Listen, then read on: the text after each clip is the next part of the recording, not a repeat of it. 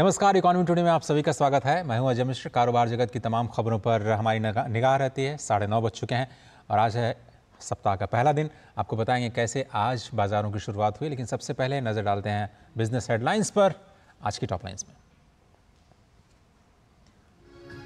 जैव ऊर्जा पर अंतर्राष्ट्रीय सम्मेलन आज। केंद्रीय पेट्रोलियम और प्राकृतिक गैस मंत्री हरदीप सिंह पुरी करेंगे संबोधित। दिल्ली के यशोभूमि कन्वेंशन सेंटर में होगा आयोजन। अगस्त महीने में 1,75,000 करोड़ रुपए का जीएसटी संग्रह। पिछले साल की तुलना में आया 10% का उछाल। चालू वित्त वर्ष में अब तक जीएसटी संग्रह में दर्ज किया गया लगातार इजाफा। यूपीआई ट्रांजैक्शन ने तोड़ा अब तक का रिकॉर्ड। अगस्त में यूपीआई ट्रांजैक्शन 3% बढ़ करके 15 अरब के करीब। एईपीएस के जरिए वित्तीय लेन देन 100 मिलियन के पार। फास्टैग ट्रांजैक्शन में भी जबरदस्त उछाल। और आज बढ़त के साथ खुले भारतीय शेयर बाजार। 193 अंकों की बढ़त के साथ सेंसेक्स 82,559 और 69 अंकों की बढ़त के साथ निफ्टी ने 25,300 का आंकड़ा पार किया। तो ये कुछ बड़ी खबरें जिन पर हमारी निगाह रहेगी। आपको बताएंगे किस तरह से आज बाजारों की शुरुआत हुई है और हमारे आज के फोकस में हम चर्चा करेंगे इलेक्ट्रॉनिक मैन्युफैक्चरिंग पर। लेकिन शुरुआत करते हैं आज के बाजारों से। एक बार फिर से फ्रेश रिकॉर्ड हाई पर आज बाजारों ने शुरुआत की है। देखते हैं आज किस तरह से, थोड़ी देर बाद देखते हैं कि ये जो मार्केट्स हैं किस तरह से ऑल टाइम हाई पर गए हैं। लेकिन पेट्रोलियम और प्राकृतिक गैस मंत्री हरदीप सिंह पुरी जैव ऊर्जा पर अंतर्राष्ट्रीय सम्मेलन को आज संबोधित करने वाले हैं। दिल्ली के यशोभूमि कन्वेंशन सेंटर में इस अंतर्राष्ट्रीय सम्मेलन का आयोजन किया जा रहा है।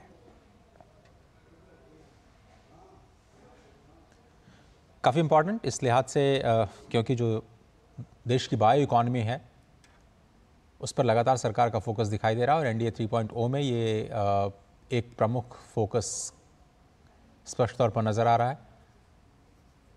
इससे पहले रविवार को केंद्रीय मंत्री हरदीप सिंह पुरी ने वैश्विक ऊर्जा क्षेत्र में इंडियन ऑयल के योगदान को सराहा। उन्होंने कहा कि पिछले 3 सालों में लगातार पूरी दुनिया में ईंधन के दाम 40 से 70% तक बढ़े हैं, लेकिन बावजूद इसके भारत में पेट्रोल, डीजल और जो ईंधन है उसकी कीमतों में वैश्विक वृद्धि का सामना नहीं करना पड़ा। और ये बहुत इंपॉर्टेंट है ये समझना, क्योंकि जो इथेनॉल प्रोडक्शन और इथेनॉल ब्लेंडिंग की जो शुरुआत की गई है, 15% के लक्ष्य को प्राप्त किया जा चुका है। 20% के लक्ष्य को हम लोग पाने के लिए आगे बढ़ रहे हैं और इसमें किसानों का भी फ़ायदा। जो ईंधन बनाने के लिए जो इस्तेमाल किया जाता है, जो फसलों का रेसिड्यू है, उसको जलाने पर जो प्रदूषण होता है वो भी, उससे भी हमें बचत होने की उम्मीद है। और पीएम मोदी ये हमेशा चाहते हैं कि हमारे नागरिक जो है वो ईंधन को एक सस्टेनेबल डेवलपमेंट के इनपुट के तौर पर इस्तेमाल करें और एक स्टेबिलिटी दिखाई दे। जीएसटी कलेक्शन के मोर्चे पर भी कल खुशखबरी आई। जो उड़ान है जीएसटी कलेक्शन की वो लगातार जारी है और अगस्त में भी जारी रही। कंजम्पशन बढ़ रही है। अगस्त में कुल जीएसटी का कलेक्शन सालाना आधार पर 10% बढ़ा और करीब 2.25 लाख करोड़ रुपए पर पहुंचा है। भारत में मजबूत डिमांड और कंजम्पशन की वजह से सेवा और मैन्युफैक्चरिंग सेक्टर में तेजी देखी गई। ई इनवॉइसिंग, जिसको हम ई वे बिल कहते हैं, उसमें भी लगातार बढ़ोतरी देखी गई है। नए करदाताओं की संख्या बढ़ रही है।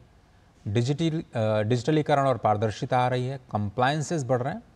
उसकी वजह से जीएसटी कलेक्शन में ये बढ़ोतरी देखी गई। अगस्त महीने का जीएसटी कलेक्शन है बीते साल के 1,59,000 करोड़ रुपए के मुकाबले 10% ज़्यादा है।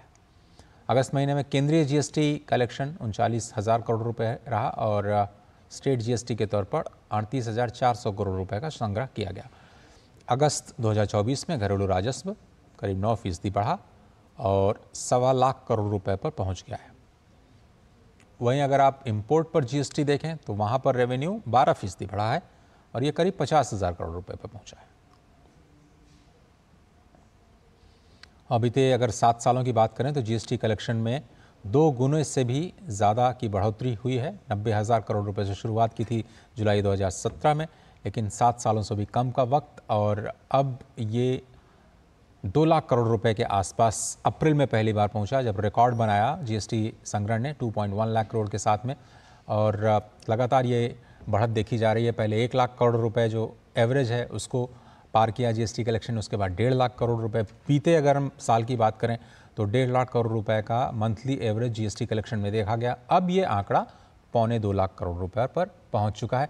जीएसटी और जीडीपी के बीच में भी जो संबंध है उसमें बढ़ोतरी आई है। पहले 0.7 का संबंध हुआ करता था, अब ये 1.5 से 1.7 के आसपास है। उसे आप टैक्स बॉयंसी बोलते हैं। जीडीपी करीब 7% की दर से बढ़ रही है और जीएसटी कलेक्शन 10% की दर से बढ़ रहा है।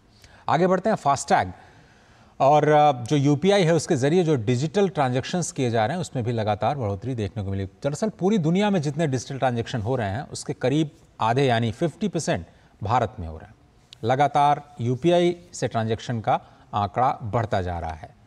अगर अगस्त की बात करें तो ये ट्रांजैक्शंस की संख्या 15 अरब पर पहुंच गई, यानी 15 बिलियन केवल एक महीने में। आप सोचिए कि एक महीने में 15 बिलियन ट्रांजैक्शंस यूपीआई के जरिए हो रहे हैं।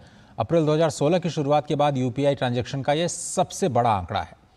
National payments corporation of India ने ये आंकड़े साझा किए हैं। अगस्त महीने में यूपीआई के जरिए करीब 21 लाख करोड़ रुपए का डिजिटल ट्रांजैक्शन किया गया, जो कि 31% की बढ़ोतरी है। जून 2024 में करीब 14 अरब यूपीआई ट्रांजैक्शन हुए थे और 20 लाख करोड़ रुपए का लेन देन हुआ था। तो कैशलेस इकॉनमी की तरफ भारत लगातार आगे बढ़ रहा है और पूरी दुनिया में ये माना जा रहा है कि यूपीआई एक रेवोल्यूशन है और पिछला एक दशक अगर आप देखें तो फिनटेक क्रांति के तौर पर ही देखा जाएगा। इसी तरह से फास्टैग ट्रांजैक्शंस की बात करें तो अगस्त में फास्टैग ट्रांजैक्शन 33 करोड़ के करीब पहुंच चुका है और ये बहुत ज़्यादा साल नहीं हो जब ये फास्टैग की सुविधा शुरू की गई। आपको याद होगा कि आपको काफ़ी सारा समय लगाना पड़ता था जब भी आप टोल कलेक्शन या टोल क्रॉस करते थे, लेकिन अब ऐसा नहीं है। फास्टैग ट्रांजैक्शन में अगस्त 2023 के मुकाबले 2024 में 7% की बढ़त देखी गई है और अगर हम वैल्यू की बात करें तो इसमें 8% का उछाल आया है। और इमीडिएट पेमेंट सर्विस IMPS में 12% की सालाना वृद्धि दर्ज की गई। औसतन करीब 1.5 करोड़ ट्रांजैक्शंस IMPS यानी मोबाइल के जरिए जो आप पैसे भेजते हैं उसमें देखा गया। रोज़ाना 18,642 करोड़ रुपए का ट्रांजैक्शन हुआ। वहीं आधार इनेबल्ड पेमेंट सिस्टम APS के जरिए वित्तीय लेन देन में अगस्त महीने में 10 करोड़ का आंकड़ा पार कर लिया गया। इसमें कुल लेन देन की राशि करीब 25,000 करोड़ रुपए है। NPCI के मुताबिक औसतन प्रतिदिन 32 लाख ट्रांजैक्शन हुए, जिसमें रोज़ाना औसतन 796 करोड़ रुपए का लेन देन किया गया। आज की बड़ी खबर यही है कि आज एक बार फिर से सेंसेक्स और निफ्टी ऑल टाइम हाई पर जाते हुए दिखाई दिया है। गिफ्ट निफ्टी से जो संकेत मिले थे वहीं से ऐसा लग रहा था कि आज बाज़ारों में अच्छी शुरुआत होगी और इस वक्त देखें तो BSE सेंसेक्स 238 अंक ऊपर कारोबार करता हुआ नज़र आ रहा है। निफ्टी 50 की बात करें तो 77 अंक ऊपर, एक बार फिर से 25,300 का आंकड़ा 193 अंक ऊपर। आज शुरुआती कारोबार में बढ़त जो दिखाई दी थी वो अब और भी ज़्यादा बढ़ती जा रही है। 68 अंक ऊपर निफ्टी खुला था, अभी 77 अंक ऊपर कारोबार कर रहा है। बैंक निफ्टी 21 अंक ऊपर, निफ्टी IT में 194 अंकों की बढ़त दिखाई दे रही है। स्मॉल कैप और मिड कैप में भी 1.25% की बढ़त है। ऑटो सेक्टर बावजूद इसके कि जो ऑटो बिक्री है उसमें कमी आई है, निफ्टी ऑटो इंडेक्स इस वक्त पॉजिटिव टेरिटरी में काम कर रहा है। कंज्यूमर ड्यूरेबल्स में थोड़ा सा प्रेशर दिख रहा है। मेटल्स थोड़ा सा प्रेशर में है। अगर इन दोनों सेक्टर्स को छोड़ दें, कंज्यूमर ड्यूरेबल्स और मेटल्स को छोड़ के, तो सारे के सारे इंडाइसेस हरे निशान पर कारोबार करते हुए नजर आ रहे हैं। जहां पर आज निवेशकों को मुनाफा हो रहा है उन शेयर्स की बात करें तो हीरो मोटोकॉर्प 2% से ज़्यादा बढ़ा, सिप्ला करीब 1.15%, बजाज फाइनेंस 1.1%, HDFC लाइफ 0.9% और अल्ट्रा सीमेंट 0.7% की बढ़त के साथ कारोबार करता हुआ नजर आया। जहां पर इस वक्त गिरावट का रुख देखा जा रहा है वो भी हम आपको बता दें। आज के top losers Tata Motors, Mahindra and Mahindra, Hindalco, ONGC और डॉक्टर रेड्डीज में गिरावट दिखाई दे रही है। तो 25,300 का स्तर निफ्टी का और 82,526 का स्तर सेंसेक्स का। छोटा सा ब्रेक लेते हैं। आप देख रहे हैं इकोनॉमी टुडे। पापा ये सब? हाँ, जो चीजें सालों से बेवजह पड़ी हो उन्हें हटा देना चाहिए। ये भी दादाजी की पुरानी पासबुक और FD। अरे ये कैसे रह गया? पैसे गए? नहीं, उपाय है। बैंक खाते को संचालित करते रहना चाहिए वरना खाता इनऑपरेटिव हो जाता है। ऐसे में बैंक से संपर्क करें, खाता सक्रिय करवाएं और आपकी रकम जो है उसे ब्याज समेत क्लेम कर। दादू ये आरबीआई कहता है जानकार बनिए, सतर्क रहिए। सही कह रहा है। सुरक्षा की गारंटी हर चीज में जरूरी है, चाहे वो मुश्किल स्टंट हो या अच्छी फसल। इसलिए ले आइए IIL के ट्रैक्टर ब्रांड का शिनबार, जो देता है सुंडी और ट्रिप से सुरक्षा की गारंटी। बात जब पीढ़ियों के लिए बनने वाले घर की हो तो जिम्मेदारी बड़ी हो जाती है। गैलेंट समझता है ये जिम्मेदारी। अब डबल M रिब्स के साथ गैलेंट एडवांस TMT रीबार, निर्माण का रियल हीरो। स्वागत है आप सभी का। आप देख रहे हैं इकोनॉमी टुडे और अब वक्त हो चला है आज के फोकस का।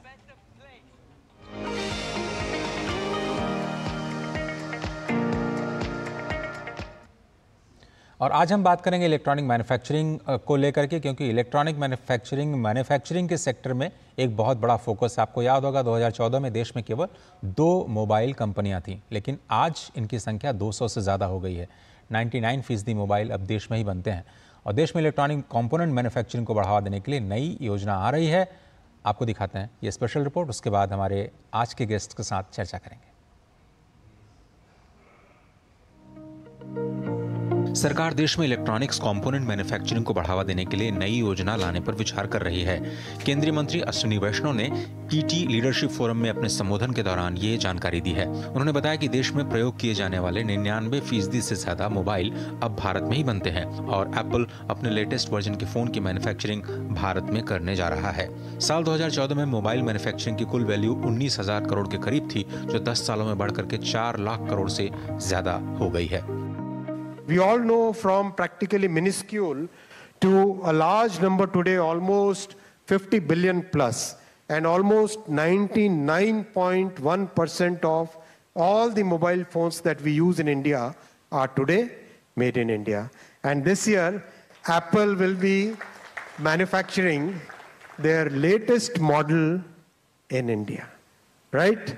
So that's the drive up the learning curve. That's the way things have evolved. Electronics manufacturing, again, gone up to 105. The number is wrong written here. It's 105 billion US. And now we are going for the component ecosystem. We are preparing a program where the component ecosystem can also now come in the way electronics and mobile manufacturing has come in. Reports के मुताबिक सरकार component manufacturing को बढ़ावा देने के लिए 40,000 करोड़ रुपए के प्रोत्साहन योजना को ला सकती है। उम्मीद जताई जा रही है कि इस सेक्टर में काम करने वाली कंपनियों का निवेश 80,000 करोड़ से ज्यादा का हो सकता है और 2 लाख करोड़ रुपए की वैल्यू के बराबर कंपोनेंट मैन्युफैक्चरिंग संभव है। मोबाइल और सेमीकंडक्टर की तर्ज पर कंपोनेंट बनाने के लिए प्रोडक्शन लिंक्ड योजना लाई जा सकती है। सेमीकंडक्टर सेक्टर में 4 यूनिट्स पर काम शुरू हो चुका है और तय समय सीमा के भीतर काम पूरा होने की भी उम्मीद जताई जा रही है। एनडीए सरकार ने तीसरे टर्म में अब तक बुनियादी ढांचे में निवेश के लिए 2 लाख करोड़ रुपए से ज्यादा की योजनाओं को मंजूरी दी है। Bureau report, DD news.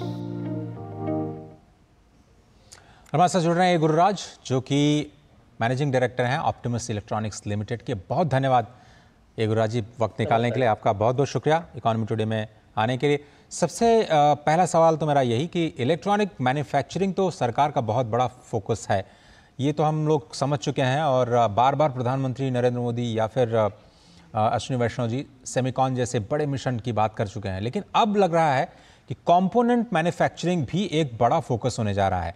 Electronic component manufacturing कितना बड़ा फोकस है और सरकार की क्या पॉलिसी है सर आने वाले दिनों में? थैंक यू मिश्रा जी, आपने मुझे ये अवसर दिया।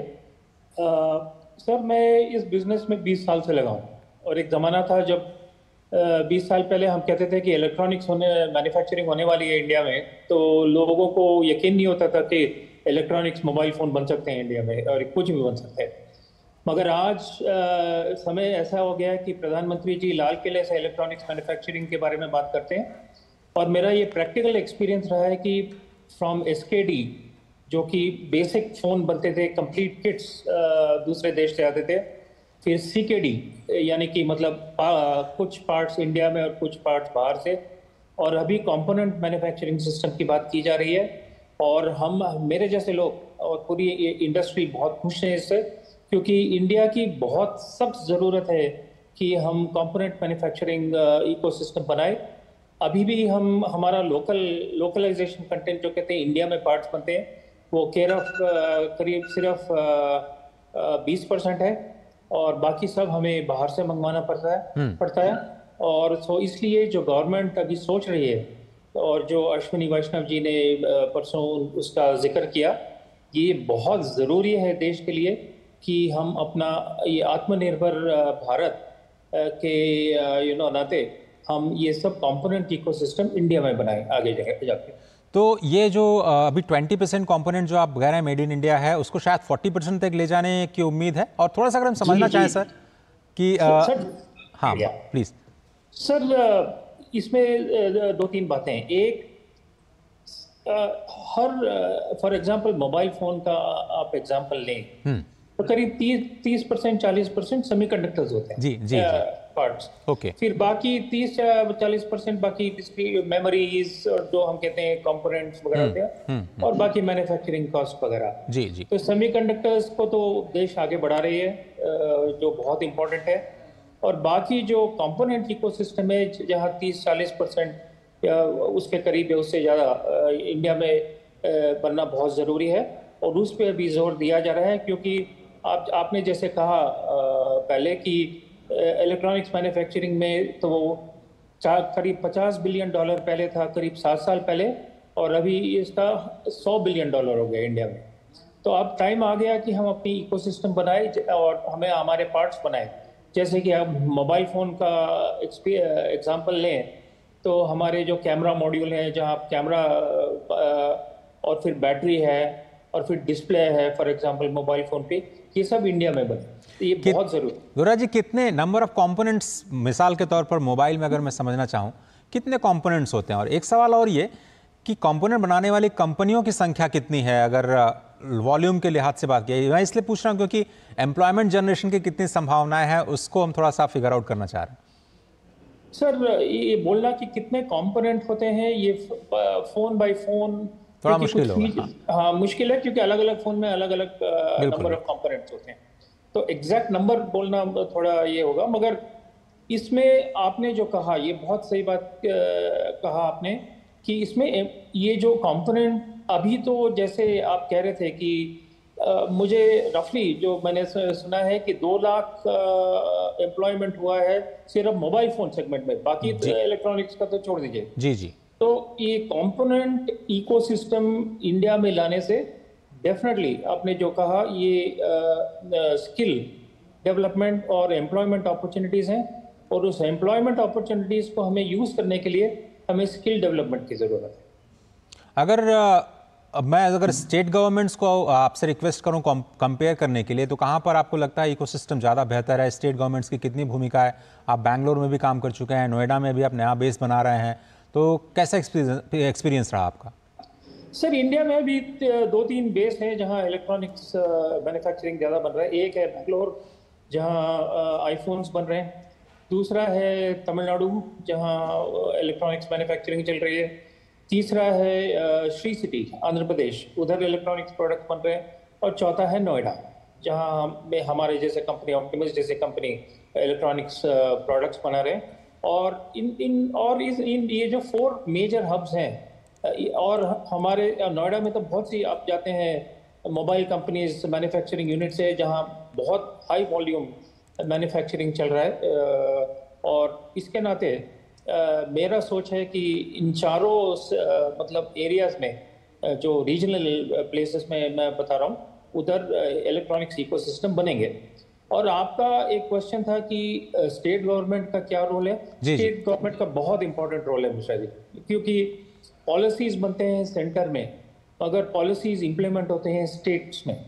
मगर मुझे अभी खुशी है, मैं 20 साल पहले की बात करूं या अभी बात करूं, कि किस प्रोएक्टिवनेस से, किस मतलब अग्रेशन से हर स्टेट गवर्नमेंट, मैं कहूँगा, ये इलेक्ट्रॉनिक्स मैन्युफैक्चरिंग और सपोर्ट कर रहे हैं। ये बहुत खुशी, मैंने तो बहुत मतलब ज़मीन आसमान का फ़र्क देखा है अभी।